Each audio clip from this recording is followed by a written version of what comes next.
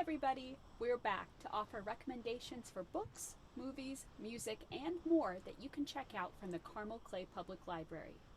I'm Catherine, and I'm joined today by Carly, Julie, and Reagan, and we're going to share some recommendations to get you reading this summer. Carly, what do you have for us? Yeah, thanks, Catherine. So the book that I'd like to suggest is called With Teeth by Kristen Arnett. It's a darkly funny literary fiction, the second novel by this author, set in Florida, with Sammy, who is raising her son kind of as a stay-at-home parent, while their partner is away at work a lot of the time. And chapter by chapter, we get to see what it's like for Sammy to kind of be isolated as a stay-at-home parent and get her perspective, and just how internalized things become for her, especially as her son's behavior begins to be more alarming and he seems to have more behavioral incidents, and other parents and teachers and counselors notice. The interesting thing that this book does is it gives you brief glimpses of other bystanders during the time when the incidents occur, and kind of makes you think to yourself, maybe Sammy is not a reliable narrator because she's so isolated. This is a really thought-provoking book. I think it's darkly funny, and it is a very Floridian book.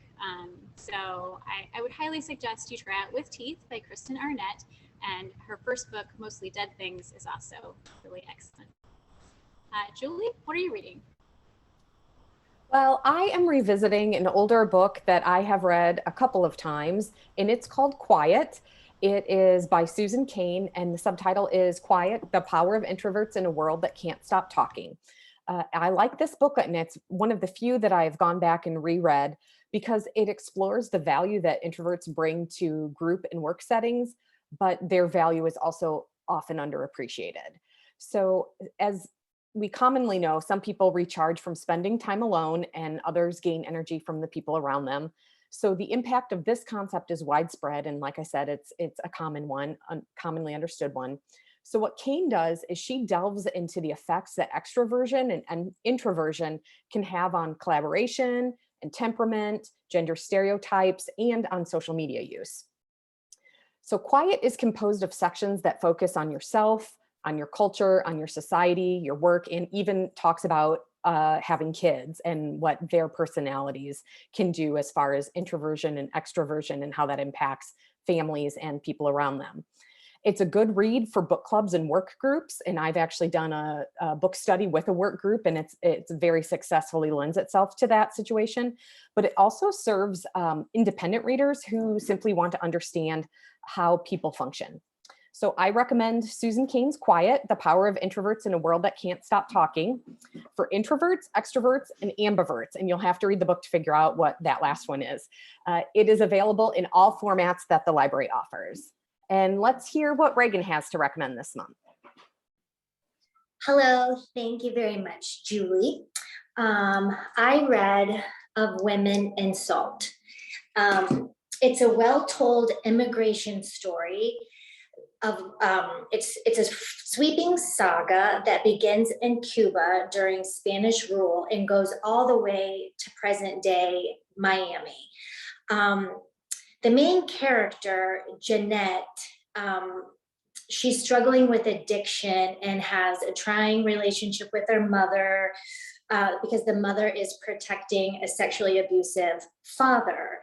But that's not why I like the story. Her story of attempts to repair the family break is not why I like the story so much. I like the story because the author, Gabriela Garcia, it's her debut, by the way, with factual information, she describes so well how oppressive dictators, regimes, and ever-changing immigration policies, ours included, depending on who's in office every 4 years, can really crush a family already on the edge, already in poverty. So it's some of it is a successful immigration story of Cubans to Miami, but even, they live in constant fear.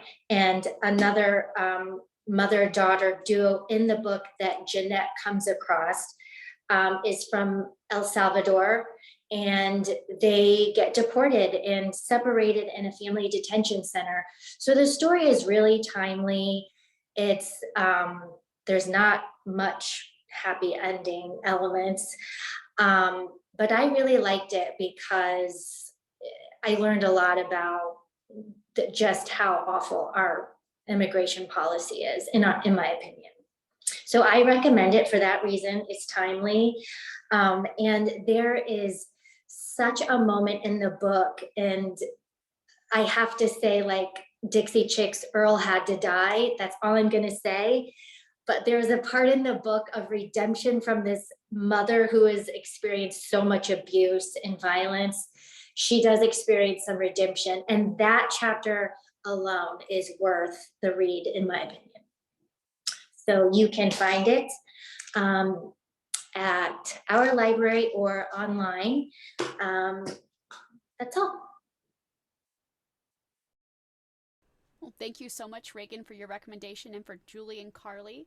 I actually have a movie to share. And if you've ever heard of the author Shirley Jackson, she's one of my favorite horror authors. You may know her from The Haunting of Hill House and The Lottery. Well, I watched the 2020 film Shirley on Kanopy, the library's streaming video service, and I'm so glad that I did. It is a biographical drama starring Elizabeth Moss as Shirley Jackson, and oh boy, she does a fantastic job. It is a standout performance by Elizabeth Moss. She really brought the character of Shirley Jackson to life. I remember seeing photos on book jackets of Shirley Jackson in the 1950s and 1960s from when those books were coming out, and it's just so nice to be able to see this character who's so rich. This is a woman who at the same time for the 1950s and 60s was writing, still to this day, standout horror, and also writing about her domestic life. She had 2 books about her children and her home life, Raising Demons and Life Among the Savages. And it's so nice to see her here. This is based on the 2014 novel Shirley by Susan Scarf Merrill, and it's largely fictional, set during the time period when Jackson was writing her 1951 novel Hangs a Man. And this is not necessarily a horror film, so if you're not a horror fan, that's okay. This is more of a gothic psychodrama about female identity, and it really explores the life of this horror writer and how her life helped shape her work. And if you like to see period dramas, I love things set in the 50s and 60s. If you're a Mad Men fan, Martin Scorsese was the executive producer on this, and they did such a good job with the costumes and the set design. So Shirley, the 2020 film, is available as a DVD from the library, but you could also stream it for free with your library card with Kanopy. You can find out more about how to stream Shirley from Kanopy by visiting Kanopy, Kanopy.com. Thank you so much for all of the fantastic recommendations we had from our library crew today, and thank you to you for tuning in. These books and movie are available in print and digital formats. Check them out by visiting us at carmelclaylibrary.org. And don't forget, our Tales and Tales summer reading program for all ages is now live. You can find out more and sign up at carmel.beanstack.com. We'll see you next time.